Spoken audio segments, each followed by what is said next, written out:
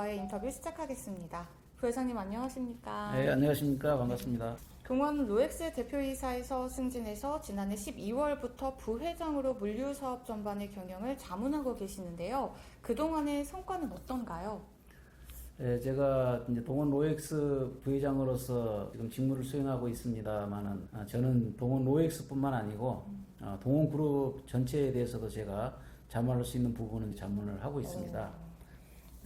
이제 동원 로엑스 쪽에 대한 자문의 비중이 제가 크기 때문에 또 동원 로엑스 쪽은 아무래도 뭐 두 가지 측면에서 지금 접근을 하고 있습니다. 네. 하나는 이제 기존의 사업 부분에 있어서 어떤 취약 부분이 무엇인가. 그래서 그 취약 부분을 찾아내서 어떻게 하면 그걸 개선시키고 앞으로 좀 더 합리화해서 좀 더 좋은 어떤 성과를 낼 수 있는 그런 사업 부문으로 만들고자 하는 부분이 있겠고요. 네. 두 번째는 앞으로 이제 회사라는 것이 계속 성장을 해야 되지 않겠습니까? 그래서 할 수 있느냐 하는 그 성장 동력을 찾는 부분이 되겠습니다. 그래서 그 성장 동력을 찾는 두 가지 부분에서 지금 제가 자문을 하고 있는데 제가 이제 현재까지 자문해줬던 부분은 지금 저희들이 그동안에 주력으로 해왔던 물류 부문 중에서 공동물류 사업 부문이 있습니다.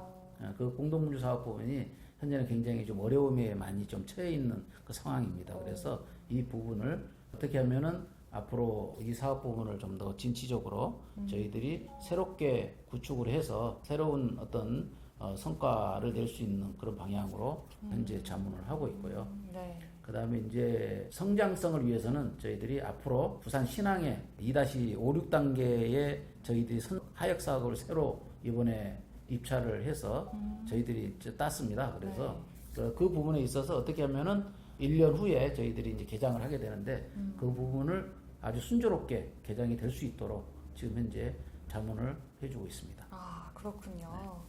네, 동원그룹은 기존의 동원산업을 통해 물류 사업을 해오다가 동부 익스프레스를 인수하면서 동원그룹의 4대 사업 부문인 수산, 식품, 패키징, 물류 사업 가운데 물류 사업을 더욱 탄탄하게 만들었습니다. 30년가량 동원그룹 물류 사업 부문에 몸담은 물류 전문가로서 동원을 평가한다면 어떻게 하실까요? 그동안에 저희 동원그룹의 물류는 주로 식품 물류 위주였습니다. 네. 그러니까 식품 물류라고 하는 것은 상당히 좀 까다로운 물류가 되겠는데요. 그렇죠. 뭐 다 아시다시피 우리가 유통기간, 식품이라는 유통기간이 있지 않습니까? 네. 그러니까 유통기간 관리를 잘해야 됩니다. 네. 그래서 유통기간 관리는 기본이고 저온식품 같은 경우는 온도 관리가 필요합니다.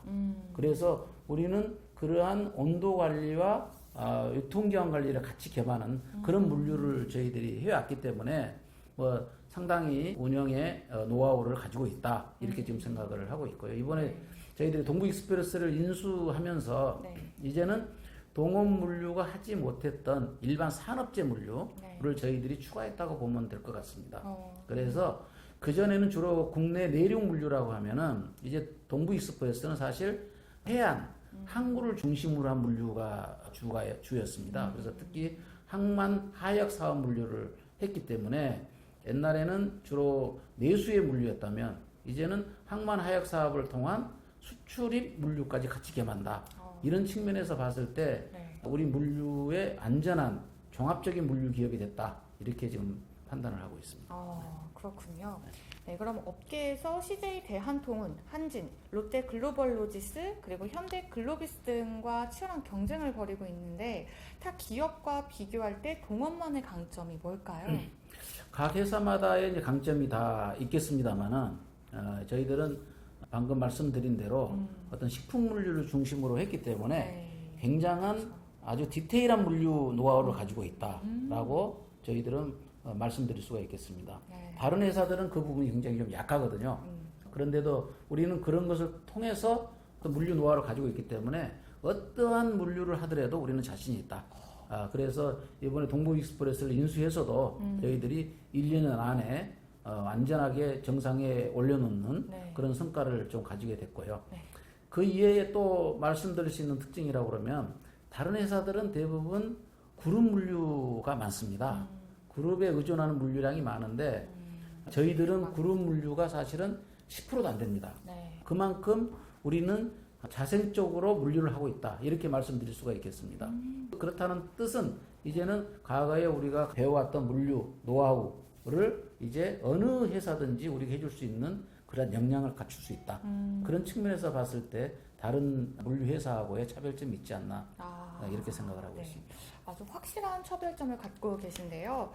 동원 로엑스 대표 이사 시절에 국민 생명 안전에 기여하는 콜드체인 로지스틱스 밸류 크리에이터가 목표라고 하시면서 콜드체인의 수준과 한 국가의 국민의 삶의 질을 등치시키셨었습니다. 네네. 네. 그 같은 경영 철학을 좀 더 자세하게 소개하신다면 어떻게 소개하실까요?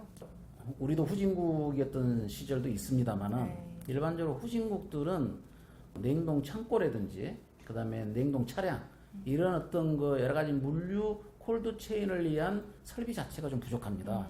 그러다 보니까 제대로 온도 관리도 안 되고 네. 품이 많이 부패가 되는 상황이 발생을 합니다. 네. 그 부패가 된다는 건 두 가지 측면인데 하나는 버려야 된다는 것이죠. 로스가 많다라는 뜻이고 두 번째는 혹시라도 상한 식품을 국민들이 먹고 잘못될 염려가 있습니다. 건강에 영향을 끼칠 염려가 있기 때문에 이런 그 식품 콜드체인의 어떤 중요성은 굉장히 크다고 볼 수가 있겠습니다. 네. 그래서 저희는 이제 수산회사, 식품회사로부터 시작을 했기 때문에 이런 콜드체인에 대한 중요성을 굉장히 깊이 깨닫고 있고 또 그것을 통해서 우리가 물류를 현재까지 진행해 왔고 그것이 우리 국민들에게 그야말로 믿음을 주는 어떤 물류회사 그런 이미지를 형성하지 않았나 이렇게 생각을 하고 있습니다. 그렇다면 부회장으로서 생각하시는 콜드체인 물류의 사회적 역할 확대를 위한 방안이나 어떤 전략이 있을까요? 그래서 이제 지금 말씀드린 대로 네. 콜드체인의 수준이 결국은 국민의 건강 수준을 결정합니다. 네. 그럼 그 콜드체인의 수준에 따라서 그 나라가 선진국에 얼마만큼의 어떤 단계에 진입했느냐 하는 것이 결국 결정이 되는 거거든요. 네.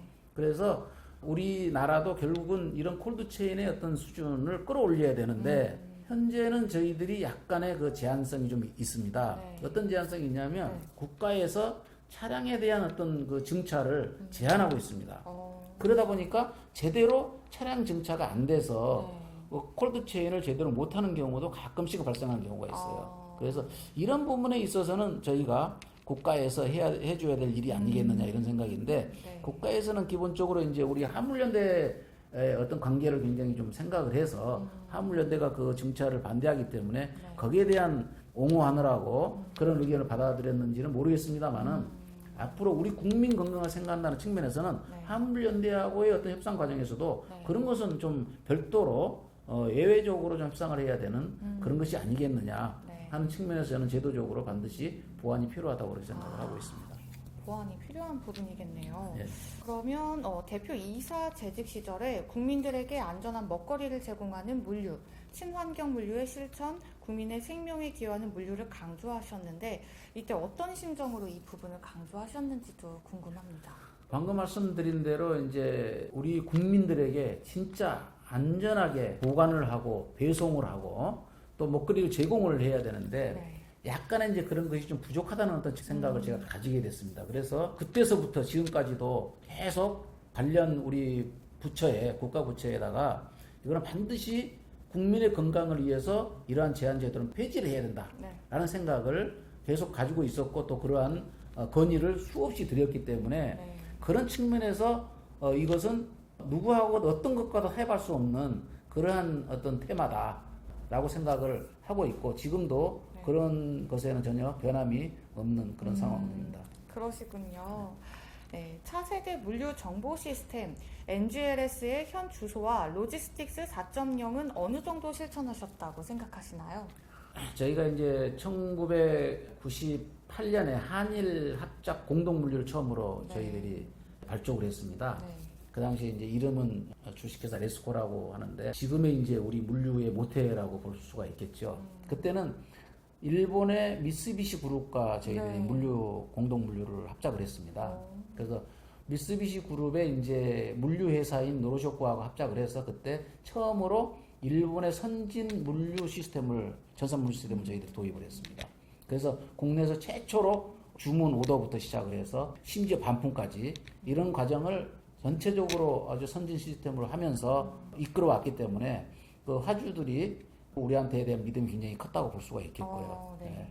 근데 이제 이런 시스템은 사실은 한 번 했다고 해서 계속 쓸 수는 없는 겁니다. 네. 그래서 지금까지 저희들이 해오면서 10년마다 저희들이 바꾸고 있는데 이제 10년 후에 이제 한번 바꿨고 이번에 새로운 차세대 정보 시스템은 이제 우리가 이제 세 번째 도입을 하게 된 그런 상황이 좀 되겠습니다. 그래서 이런 상황을 도입하게 된 것은 결국은 화주가 우리한테 요구하는 여러 가지 수준, 서비스 수준이 굉장히 높아졌다라는 것이고요.